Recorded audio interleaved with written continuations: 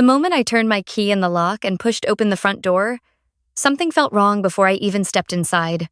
A pair of men's work boots, muddy, size 11, sat in the middle of my entryway. Not tucked to the side, not on the mat, just dropped there like someone had kicked them off without a second thought. I stared at them the way you stare at something your brain refuses to process. My entryway. My hardwood floor I'd spent 3 weekends refinishing myself. Those were not my boots. I stood completely still, my rolling suitcase handle still in my grip, listening.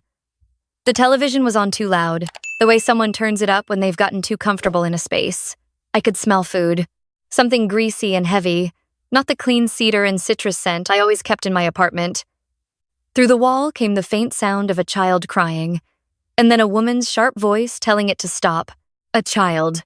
There was a child in my apartment. I had been gone for 5 months. 5 months on a travel nursing contract in Portland, Oregon, working double shifts at a pediatric ICU, depositing every extra dollar into the mortgage account for the 2-bedroom condo I had saved for 7 years to buy. I had left my spare key with my upstairs neighbor, a retired teacher named Donna, asking her to collect my mail and water the pothos on my kitchen windowsill. I had not told my family I was leaving, and I had not given them my address. Not because I was ashamed, because I had learned, a very long time ago, exactly what happened when I did. I set my suitcase against the wall and walked toward the living room. The first thing I noticed was that the framed print I'd hung above the couch, a watercolor of the Oregon coast I'd bought at a farmer's market on my first solo trip, was gone. In its place hung a large, slightly crooked family photograph in a cheap plastic frame. My brother and his wife on their wedding day, surrounded by her parents and her 2 younger sisters. All of them beaming. None of them mine. My coffee table, which I had reupholstered myself with a pale cream fabric and brass nail heads, had a ring stain on it the size of a dinner plate. There were takeout containers on the kitchen counter. My good Dutch oven, the one I had waited 4 months to afford, sat in the sink soaking in murky water. And on my couch, the one I had driven 6 hours to pick up from an estate sale because it was exactly the right shade of green, sat my sister-in-law and her mother, watching reality television at full volume. My sister-in-law looked up first. For exactly 1 second, something flickered across her face, something that knew it was wrong, and then it was gone. "Oh," she said, in a tone that suggested I was the unexpected guest. "You're back early." I was not back early. I was back on the exact day my contract ended, which I had told no one. My brother appeared in the doorway of what had been my guest room. He was in a t-shirt and gym shorts, holding a bowl of cereal, and he had the particular expression he always wore when he was preparing to explain why something that was obviously his fault was somehow actually fine. "Hey," he said. "Welcome home." I looked at him. I looked at his wife. I looked at her mother, who had not turned off the television or introduced herself or acknowledged in any way that she was sitting in someone else's home without permission. I looked at the ring stain on my coffee table and the muddy boots in my entryway and the photograph of people I barely knew hanging where my Oregon coast print used to be. "What is going on?" I asked. My voice came out very quiet. That's how I know I'm actually angry. I stopped getting loud. My brother shrugged in a way that made me want to put the cereal bowl somewhere he would not enjoy. "Mom told me you were gone for months. The place was just sitting empty. We needed somewhere to stay while the renovation on our house gets finished. You didn't ask me. I figured you wouldn't mind." "I would have minded," I said. "I would have minded extremely." His wife's mother reached for the remote and turned the volume up. "I need to tell you about my brother before I tell you the rest of this, because otherwise none of it makes sense. My brother is 4 years older than me, and for as long as I can remember, everything in my family operated on the assumption that whatever he needed came first. When I was 12 and he was 16, he totaled my mother's car and I lost my allowance for 3 months because, our father explained, my brother was still learning and needed extra support. When I was accepted to nursing school on a full scholarship and he dropped out of community college in his 2nd semester, my parents spent the weekend consoling him. When I bought this condo at 28 after 7 years of saving, working nights, skipping vacations, eating rice and beans twice a week, my father's response was to note that it was a shame I hadn't bought something bigger so my brother could have a room when he visited. My brother had always been the project. I had always been the one who could handle things on her own. What I also need to tell you is how he got in. I went upstairs to see Donna the evening of my first day home, after I had spent several hours documenting the state of my apartment on my phone, every stain, every scratch, every item rearranged or missing or damaged, and after I had called my best friend, who talked me down from doing something I could not take back. Donna opened her door and immediately burst into tears. She was 71 years old, and she had been manipulated by a 34-year-old man who showed up at her door with a story that had just enough detail to sound real. He had told her I'd had a family emergency, that I'd asked him to call her because my phone had died, that I needed someone to let him in so he could grab my insurance documents and a few of my things. He'd had my mother call her too, to confirm, and my mother had confirmed because my mother always confirms whatever my brother tells her to confirm. Donna had handed over the key. My brother had made a copy and returned the original, so that when Donna checked my mail a week later and let herself in to water my plant, everything looked fine. The plant, at least, had survived. Everything else was a matter of degree. Back in my apartment that first night, my brother tried several approaches.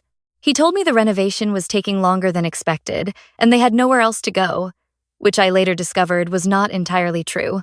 He told me I was being selfish, which I had heard so many times it had lost all its power to land. He told me I should be grateful someone had been looking after the place, gesturing at the disaster area that used to be my kitchen as evidence of his care. His wife said nothing. Her mother changed the channel. I told them they had 1 week. I told them I was giving them 1 week out of basic human decency, and that if they were not out by the following Sunday, I would be calling the police and filing a report for unlawful entry and illegal occupancy. I told them I was also documenting every single item of damage and that I fully intended to pursue reimbursement. My brother laughed. "You're not going to call the police on your own family," he said. I looked at him for a long moment. "I already talked to a lawyer," I said, which was a lie I told on a Tuesday and made true by Thursday morning. That same night, my father called. I had been expecting it.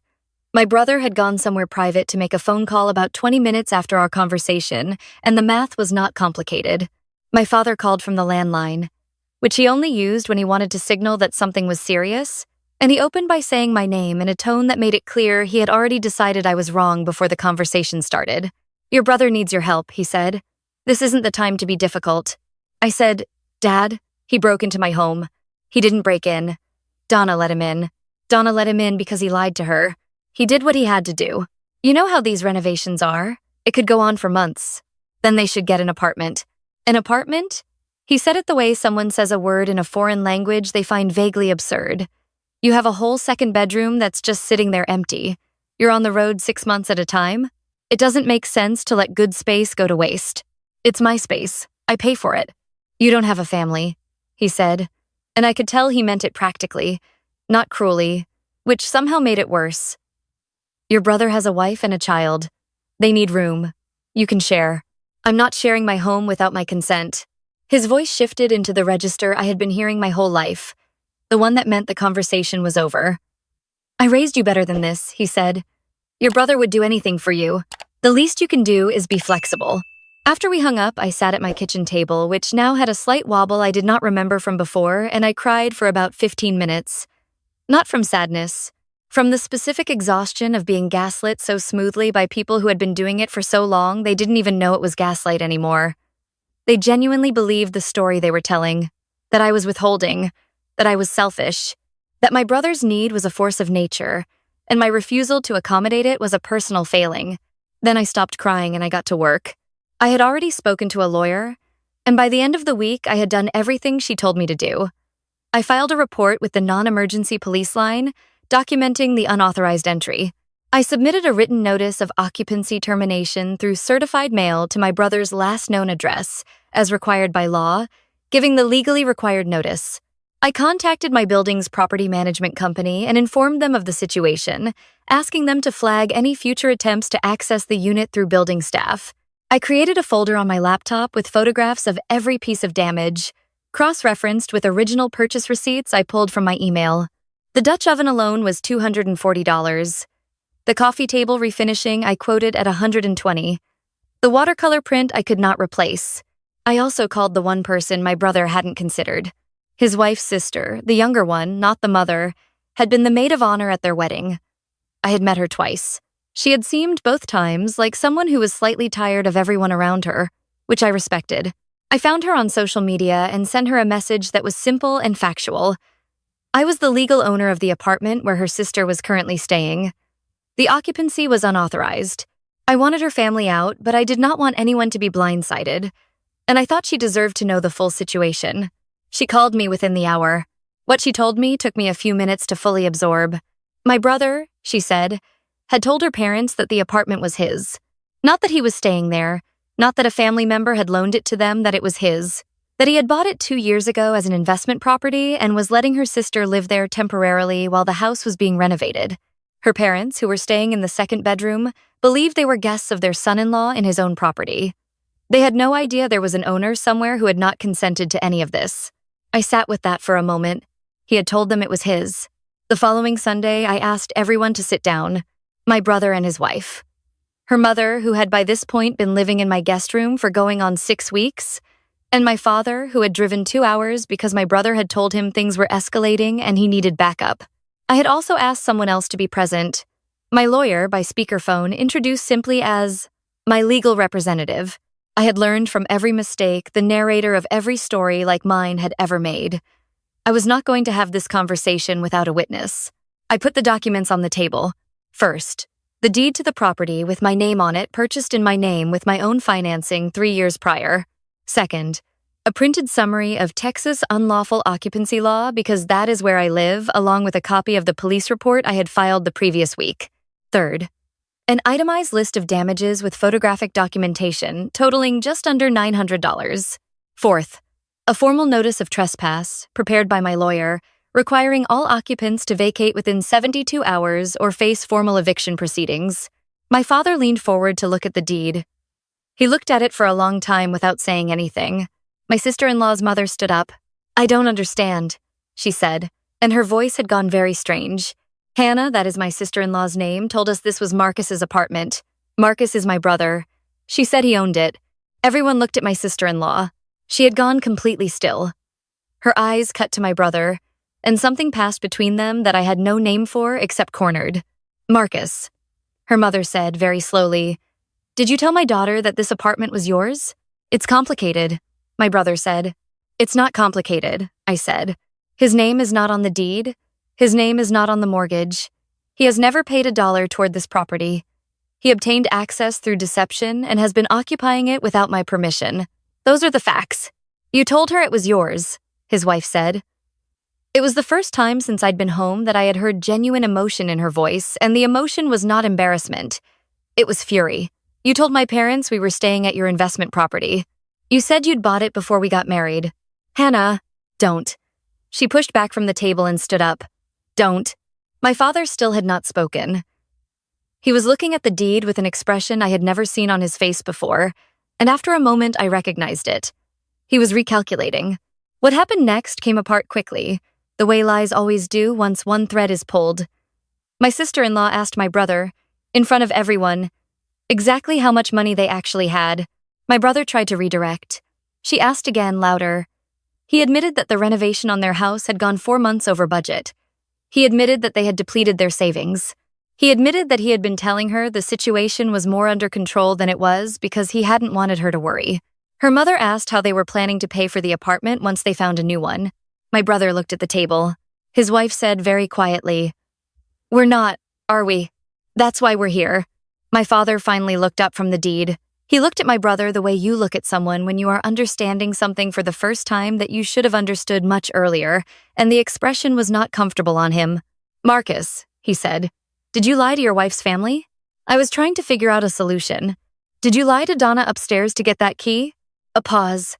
"I told her there was an emergency." Was there an emergency? The silence in that room was remarkable. I let it sit for exactly as long as it needed to. Then I said, 72 hours. That's the legal notice period. I have already spoken to the property management office and building security. After 72 hours, if anyone is still in this apartment, my lawyer will file for formal eviction and I will have the locks changed with building authorization. I will also be pursuing the damage claim regardless of when you leave. My sister-in-law's mother looked at me for the first time with something other than mild irritation. "I'm sorry," she said. "I want you to know we had no idea," Hannah told me. "I believe you," I said. And I meant it. "Please take your things." My brother tried, on his way out, to have one more conversation with me. He stood in my entryway near where his muddy boots had been on the day I arrived, and he said that I had humiliated him, and that I had done it in front of people who mattered, and that I needed to understand how much damage this was going to cause. "You're really going to let this destroy our relationship?" he said.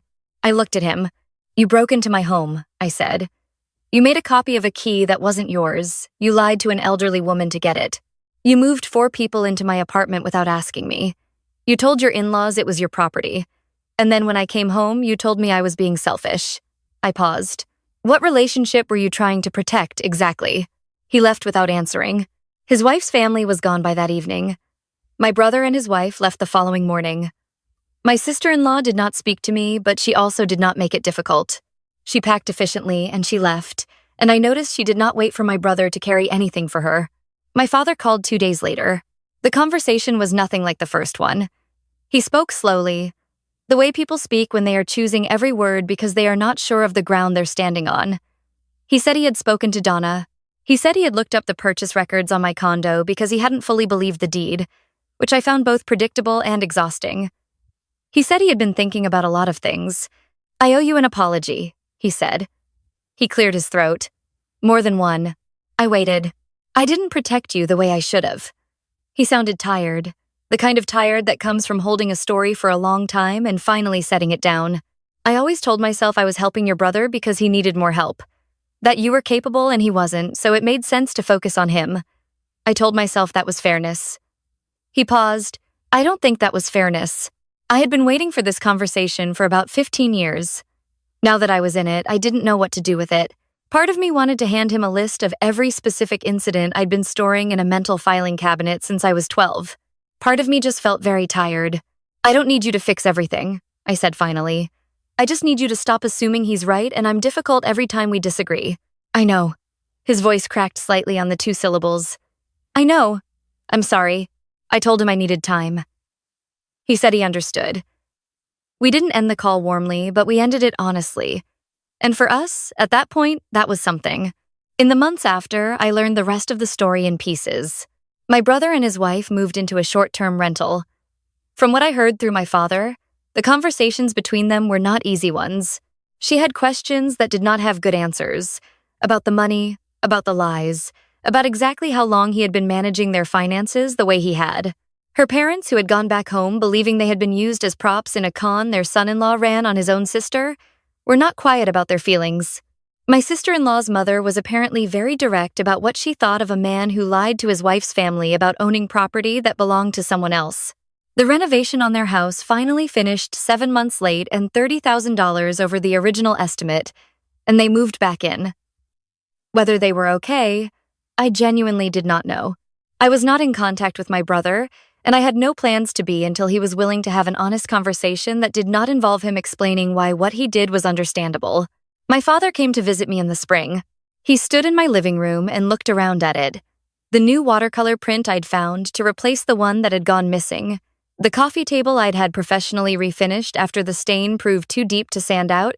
The pothos on the kitchen windowsill that had somehow survived everything, and I could see him adjusting to who I was, in a way that he probably should have done years earlier.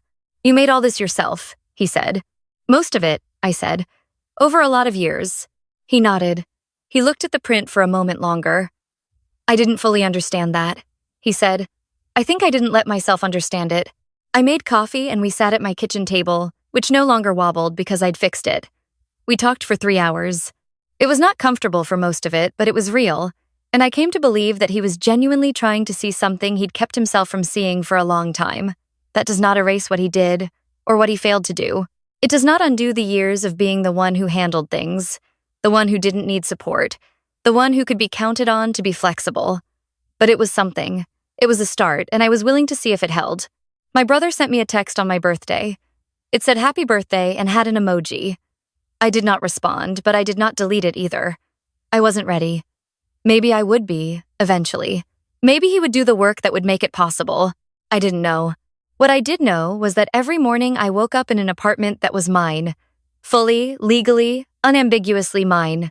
I made coffee in the kitchen I had designed. On a countertop I had tiled myself on a long weekend in November 2 years ago. I sat by the window that looked out over the street I had chosen, in the neighborhood I had researched for 6 months before I signed the papers. I watered my pothos, which had survived my brother's occupancy without so much as a yellow leaf, apparently made of tougher stuff than it looked. What I learned from all of it was something I already knew in theory but had to learn again with my whole body. Loving people and allowing them to walk through you are not the same thing. I loved my father. I even, in some locked-away part of myself, loved my brother. The way you love someone who hurt you when you were still figuring out how to protect yourself. But love had been used against me my whole life as a reason to give up things I had a right to keep, as an argument against my own instincts, as a way of making my boundaries feel like selfishness and my selfishness feel like love. I was done with that exchange. This home is mine because I built it. Not because it was given to me, not because I was lucky, but because I worked nights and lived small and kept my eyes on something worth working toward. No one can hand that to someone else, and no one, not even someone who shares my blood, can take it. The pothos grew 3 new leaves that spring. I took it as a good sign.